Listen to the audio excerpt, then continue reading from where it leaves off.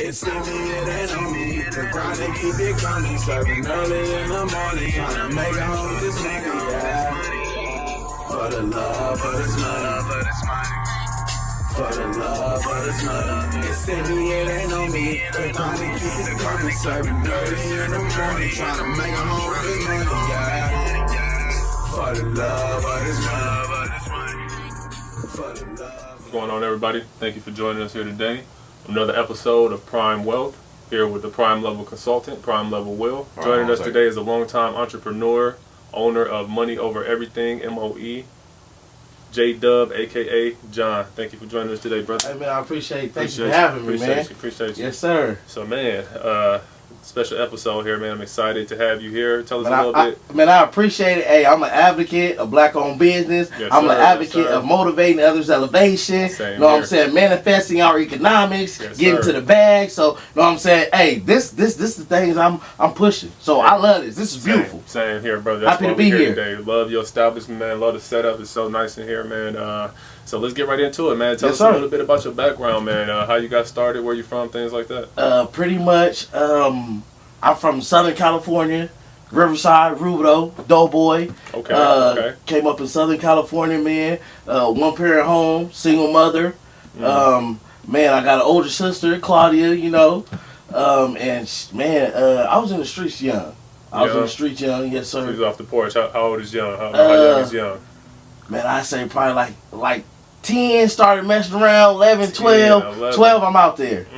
That is young, pretty 12, young. I'm out there dibbling and dabbling, hustling, selling stuff. I'm still going to school, but I'm definitely getting money starting to get money in the streets. Getting money in the streets. So at that point, I know you were pretty young. So was it a mindset thing of, did you have a financial literacy aspect to it, or was it just, it was a point of where I was from. I was from rural California. I really didn't have nothing. So it was a point of, if you hungry, you're going to figure out a way to eat. Yeah. Whether, you know what I'm saying, you're a child, so the right and wrong is there, but it ain't there. Gotcha. You hungry. Yeah. If you got to go steal some food or whatever you got to do to get it, you're going to get it and figure it out later. I know that's right, brother. I know that's right. So that's pretty much shaped you. Talk about that a little bit, how that shaped you into the man you are, just knowing, man, like you were built different. You had to do things that not a lot of kids know about and stuff like that. Man, definitely, a lot of kids didn't go through the things I did. You know what I'm saying? Having a single mother, she always working. So if mom was always working, where you at? Off the porch. You off the porch. Ain't nobody at home. Yeah. Ain't nobody at home. Like I said, I was in the streets, dabbled with the gang banging, hustling, selling drugs. I was active young, too young. I was still going to school, but I was just involved in too much things. And that was because I had a thirst for money. I just didn't know yet. Okay. I just didn't know yet. Okay, had a thirst for money. We'll get into that a little bit more. Talk to us a little bit about the ventures, man. Your business ventures you got going on. Okay, so right now, we got three major things going on. We got Money Over Everything Clothing. That was established, I would say, 2020. Money Over Everything Clothing, LLC Co. Then we also got the Money Over Everything Entertainment. That's the entertainment company. We got the podcast through there. We throw live events. We also got the MOEUNC Music Group rap label. So we got the label, we got the clothing, we got the entertainment business. Entertainment business, okay, man. We're going to plethora of things over here, man. That's beautiful, bro. We working, man. Actually, the compound is called the One Stop Shop. Because you can come here, you can get you some Jordans. While you're getting you some Jordans, you can get you a LLC, business in a box. You can get something notarized. While you're doing that, you can also get you a plate. We do soul food Saturdays. My auntie come here, sell plates, man. We just manifest in the bag, man. Positive, getting to the money. So just taking them things you learned at a young age, how to hustle, but now you legitimizing and making it into businesses and just, putting on for your people and everything like that. Man, pretty much at the end of the day, it's all the same thing. It's all numbers. It's all multiplication. Business and hustling is the exact same thing. It's just two different environments. That's true. That's fact. Say that one more time for us, man, so they can hear that Man, one more it's time. the exact, business and hustling is the exact same thing. It's just two different environments. Just two different environments. You're doing the same thing. You counting, you adding, you multiplying. It's all, numbers don't lie. People do. That's true. That's very true. Numbers don't lie. People do. So, you know what I'm saying? With the hustling, as long as you're good with your numbers, you can add, you know what I'm saying? You can read people good. Everything usually fall into place. Fall into place. And it looks like that's what's been happening for you, my brother. Looking at your spot, you know, everything you got going on here is looking Hey, looks is deceiving. Nice, it did not fall in place. It did not. No. Okay, then tell us about some of those challenges you went through, those growing pains. How did that help you get to where you are today? I actually didn't become a business owner until probably like, I was maybe like 33, 34. 34, okay. Yeah. And then that's actually a business that I don't even have anymore. That was Good Brothers Handyman Services. That was some, so rewind back from 16 to 27, something like that. I was a janitor at a private school. Okay. I went from a young dad, which I had my son 2 months after I turned 16. You know what I'm saying? Father there, cut the cord.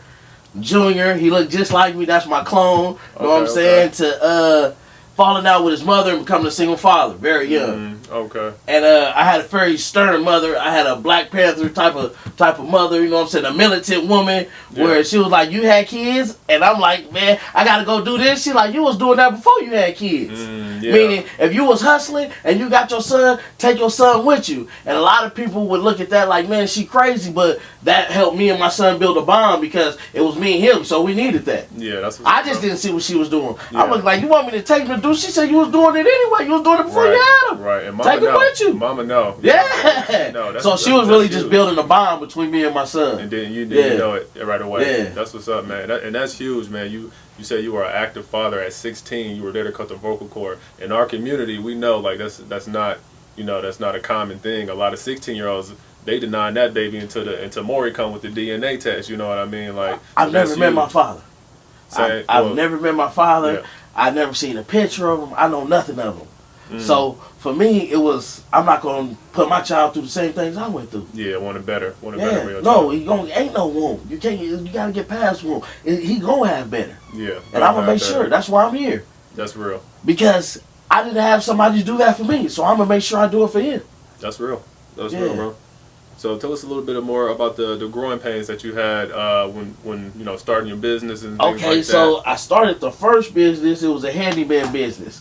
I got into the handyman business because I knew the business. I did it for 9 years. I did plumbing. I did drywall. I did sheetrock. We did framing, welding. I did all that at the school. I wore I was a Jamaican. I wore 30 hats. The janitors and the maintenance were the only men in the staff. Okay. So it was a woman. It was a school with all women. The only men's staff was the janitors and the maintenance. So they had us doing everything. Everything. When I say everything, from fixing the toilets to erasing board, whatever you could think of, we was the only men there. Got you. Okay. Yeah. So it taught me a lot. It was also a Christian school. Okay. The name of it is it's a Green Valley Christian Center. It was Green Valley Christian Center, and it was it taught me a lot too. Because at the time I'm working there, this church is bringing in like $10 million a year. The church owns the school, and it changed my aspect on religion. It changed my aspect on business. It changed my aspect on people. I was the only black man on the staff. Got you. Okay.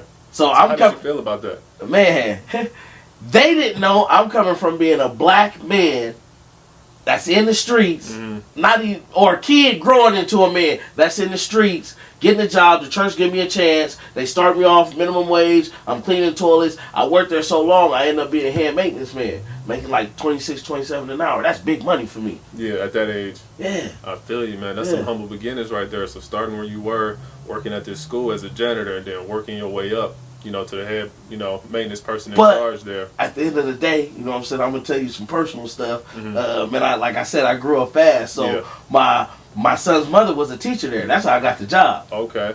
So relationship. Yeah, relationship. Okay. I was only 16. She was my son's mother was 22. Okay. Yeah. So like I said, I grew up very fast.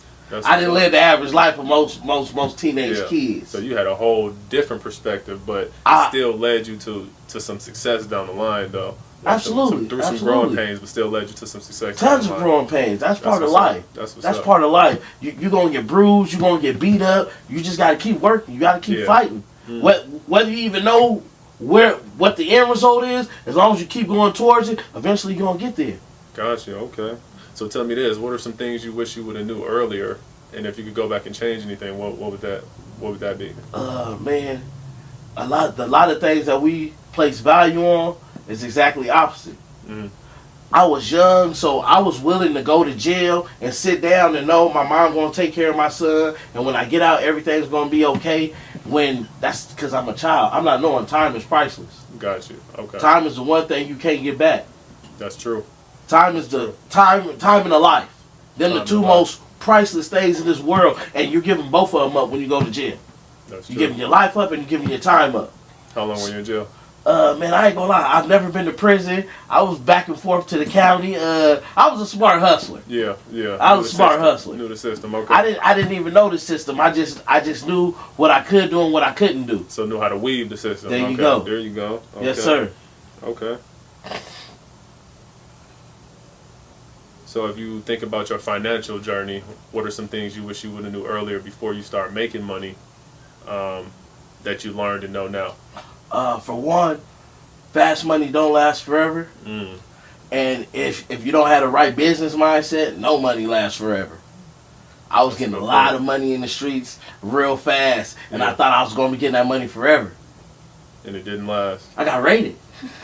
Ooh, when I got raided, they took all the money, they took all the cars, they take it all. Got you. And then you sitting in the cell like, man, I just had $50,000 in my house, I just had a brand new car, and you getting out, and yeah, it's all gone. All gone. You going back to the house, they're telling you owe them $20,000. You're like, why? They say because you have to pay for all the property damage that the police did. When the can go through the window, you got to pay for that. When they rip the cabinets off the doors, looking for the dope, when they scrape the tile up, moving the refrigerator, you got to pay for all that. The city don't pay for nuisance. Nuisance is what they call it. Yeah, that's what it was called, a nuisance to the community. Wow, didn't know that. Let's see. And then it was crazy because it's two sides of that. It was wrong, but also that was done for marijuana. I'm a firm believer in marijuana and positivity. I got raided. I was selling weed. They took me to jail. They took everything, and now they making billions and billions of dollars on marijuana.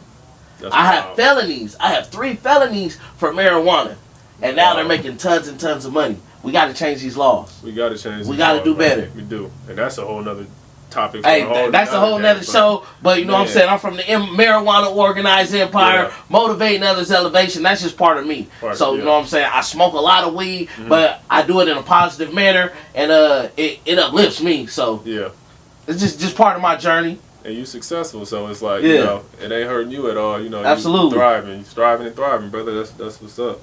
Let's see here.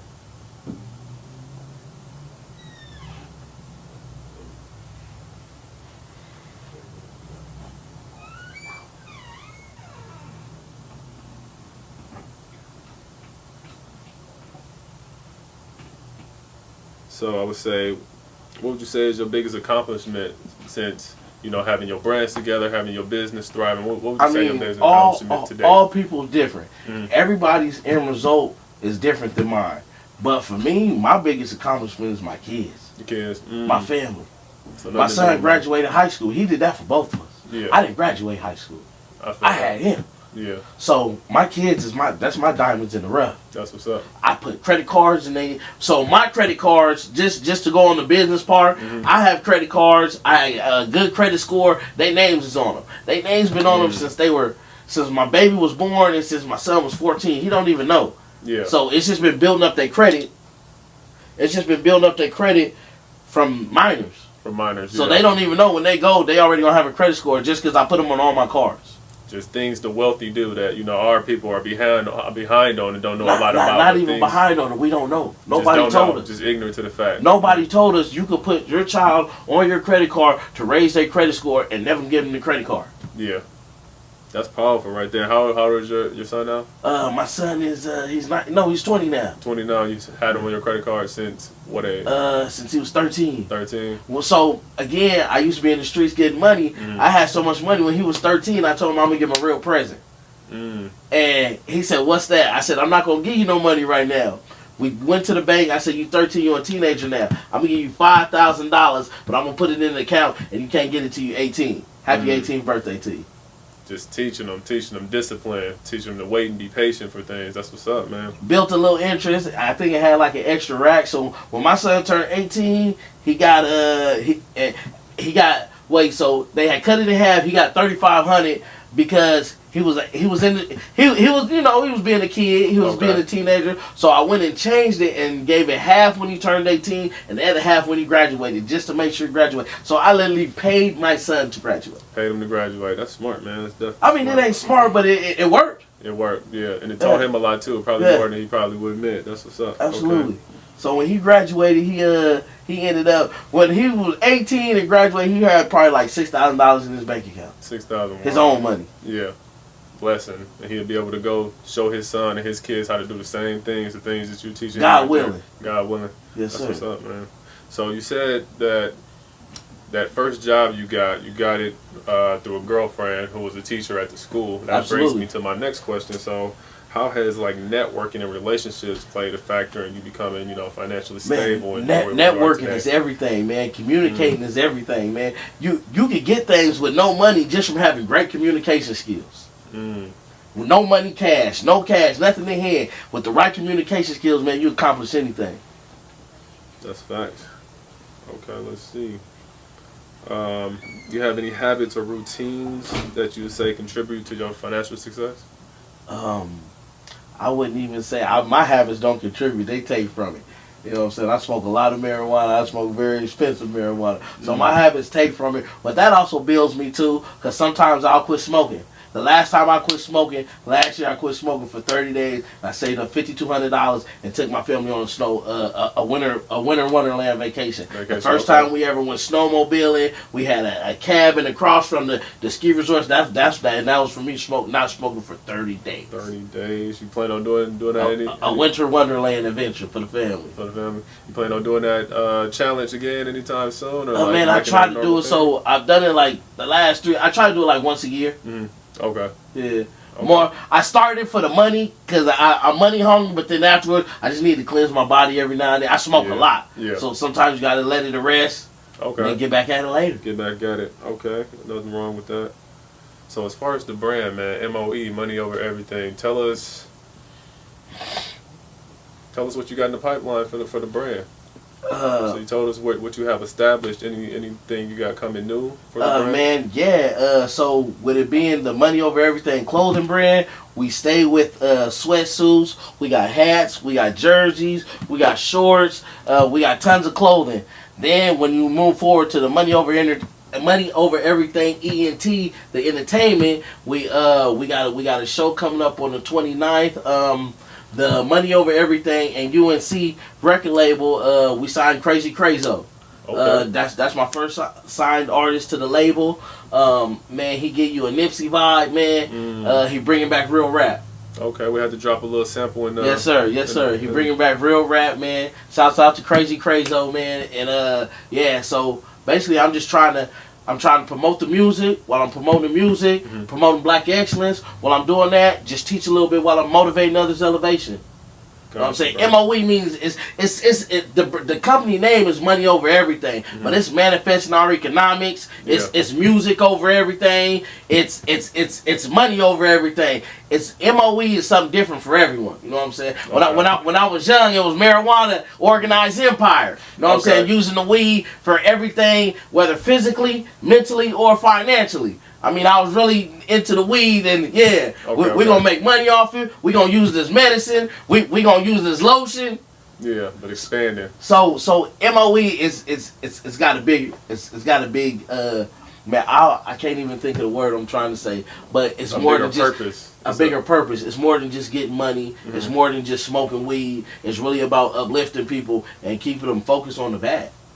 That's what's up, man. That's the importance of being focused on the bag and know how Absolutely. to use it. Tell us a little bit about, you know, things you've done. I know we were talking a little bit, and you said you had got a little bit of credit and you started to invest it into the business, man. Tell us how that Okay, worked so out basically, I got with my sister, Miss Claudia Caldwell, you know what I'm saying? She's my financial advisor. She does my books. She helped me with all my payroll, everything. So I got with her, and we did the one-stop shop. She does the taxes. She one-stop taxes. And then I said, man, since we already doing the clothes, man, let's get these people a way to get their business. I needed a business license. You helped me get my business license, man. Let's turn it into a business from helping people start their business. You're not just a business, a family business. Now Absolutely. making it a family business. That's what's Absolutely. up, man. That's powerful. That's powerful Yeah, stuff. so basically, she came and she changed the whole dynamic of everything. From just being clothing to where I was already trying to uplift people and my people, black people, specifically. You know what I'm saying? Black people, we need to uplift each other, invest in each other, support each other. That's true. So with her doing that, it opened the doors, you know what I'm saying, to a higher playing field. We're like, yeah, you can come here. She'll help you get a business in a box. Once you get the business in the box, they help you get your Duns and Bradstreet number for your business credit. Once you get that, you can go get you a real bank account, a business bank account. Once you get the business bank account with the EIN and tax number she gave you, or that they give you in the business in the box, you can ask for a line of credit. When I first got my business in the box, they gave me a $5,200 credit card. Okay. With that $5,200 credit card, I got my press machine, I bought some t-shirts, I got me a cricket machine, and I got to work. And it was nothing out of my pocket. Nothing out of the pocket. Nothing out of pocket. All on the credit card. I had paid it back within literally 2 weeks of spending probably like $3,000 just on the equipment, on the blank t-shirts. Then I started going to downtown LA, getting them even cheaper. So it was like it was beautiful. I didn't think it was gonna work that smoothly. Yeah, but it worked out for you. Absolutely. All because you decided to reinvest into the business and not take, you know, a little line of credit and blow it. Now you in the hole. You invested into the business and it brought you more gain. And it also grew my credit score. It grew your credit score as well. My credit score right now is like a 728. Which it used to be a 780, but unfortunately I got smart and I got a few business loans. Once you get the business loans, it's going to bring your credit score down a little bit. But as long as you're paying on them, it's not going to go too low. Too low, okay. So you got to know, you got to develop a strategy. You got to stick to it, and that helps you grow the business a little bit. What about your business credit? Where is that at right now? Man, it's growing. It's growing. I've got a fleet card. So with the fleet card, that's basically all you got to do is go to any gas, Chevron, Shell, any gas company, go to the business side of it, fill for a fleet card, get your business card. So now all your personal vehicles, all your business vehicles, you're not paying for gas no more. Then you can pay $100 a month, pay what you like, run the credit up, and you're getting your score up at the same time, and you're actually saving you cash money in your pocket. It's all about saving the cash. We save the cash, invest the cash into making more money and flip it, and we pay everything with the credit card. And make sure you pay the credit card off. So you're paying off your bills and you're saving the cash at the same time, which is, you're not saving it because that's over here working as well. So, man, hey, I'm always working while I'm working. Yeah. Even if I'm at a party hanging out, I'm promoting, I'm networking, I'm chopping it up. Hey, man, you got to stay working. That's good stuff, bro. That's powerful. So the fleet card you're talking about, that sounds like a net 30, or tell us a little bit how you stack those to build your business credit or personal credit. Well, no, the fleet card is just a card for fuel. So you just in your business name, huh? Absolutely. In your business name. So absolutely. That's like they call them like net 30s or trade lines. That you add to the business. Tell us about, other than the fleet card, any other like trade lines you use to boost your business up and things like that. I'm not gonna lie to you. I'm not gonna say I know all this. I don't even know about trade lines. I'm new to this. I'm learning. Okay. So it just I make it look good, man. Yeah. I'm learning and I'm moving forward. For sure, we can cut that one. Then we can That's cool. Let them know I'm regular. Yeah. Nah, leave it. Let them know I'm regular. I make mistakes just like they gonna make mistakes. It's the mistakes that build you. Yeah. No losses, only lessons. Facts. Big facts. Let's see. What advice would you give someone who's just starting to build their net worth or even build their business up? What good advice? Man, I can honestly say it's going to be trials, it's going to be tribulations, it's going to be a lot of long nights and early mornings. When it's your business, you got to close it, you got to open it. When it's your business, when something needs to be done, sometimes there ain't nobody to call but you. So all I can say is, within the first year or two, it might not be profitable. Stay at it. If you man, consistency is the key. I was just saying on my YouTube channel, you can subscribe, by the way, MOEUNC Music Group channel on YouTube. Subscribe. Do that. Hey man, I was just telling them consistency was the word of the day. No matter what you do, whether you in business, whether you hustling, whether you trying to just be an all around great family man, consistency is the key. But it's definitely one of the three keys to the life, man. Consistency. You can use it in anything. Whether it's business, whether it's your family. Stay consistent. Stay dedicated. Stay working. Everything else will fall in place. That's powerful. And that's going to build that wealth. It's going to come surely. It's not, it's not a race. Like Nipsey would say, man, it's a marathon, man. It's a marathon. You know what I'm saying? I actually took the Nipsey Hustle blueprint. Yeah. Man, I seen him as a youth, and he inspired me how, you know what I'm saying, at the end of the day, he's in gang culture and all that, but the things he talking about owning property and deeds. Ownership. You know what I'm saying? He got chains on, but he's not glorifying that. He talking about, man, we need to start these black-owned businesses.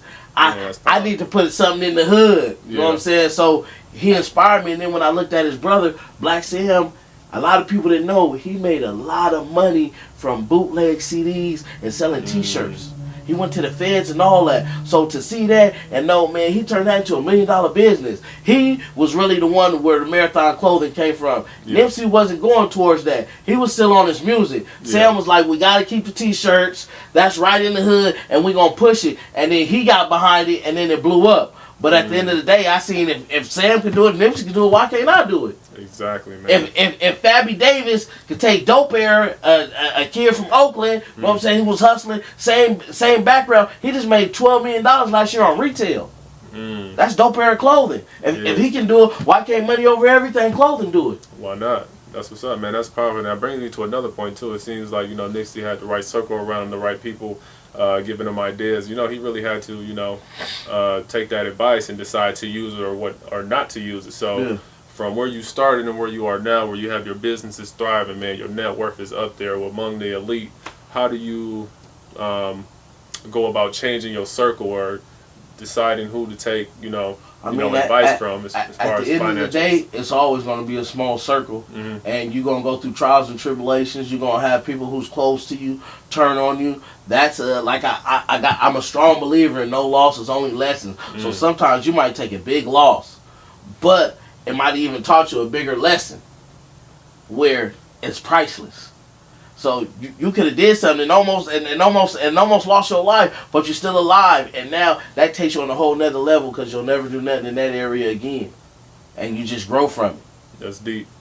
That's deep. Biggest lesson you've learned to date. Health is wealth, and time is precious, more precious than gold. Health is wealth, and time is more precious than gold. I like that.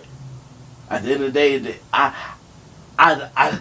talk about it, but I don't really do it. Because at the end of the day, I talk about health as well, but all I do is work. All I do is hustle. I got to be honest with myself. I'm a firm believer in honesty, man. Yeah. So, man, me, all I do is work. I'm a workhorse. But I am I try CMOS, I try walking, I am trying to better my health. Because at the end of the day, it don't matter if I make $1 billion if I'm not allowed to spend it. That's facts. You're not here. Definitely got to have that health, man. It's huge. Can't have wealth without health. So absolutely. That's huge. But health is also, you know what I'm saying, I'm not just talking about physical, mental health too. Mental health too, yeah. You can't have mental health is priceless. Yeah, it is. You got people out here who got money, but they crazy. They in prison in their own head. So mental health is priceless, physical health is priceless. That's unfortunately that's why I do the marijuana. Yeah, keep you together mentally. Appreciate the realness, the rawness, but this is what it takes sometimes to be an entrepreneur. In this game. So I guess the last thing I leave the people with is, if you had 10K right now, if someone asked you if you had 10K, what would you do to go ahead and try to flip that 10K to 100K to get you 6 figures real quick?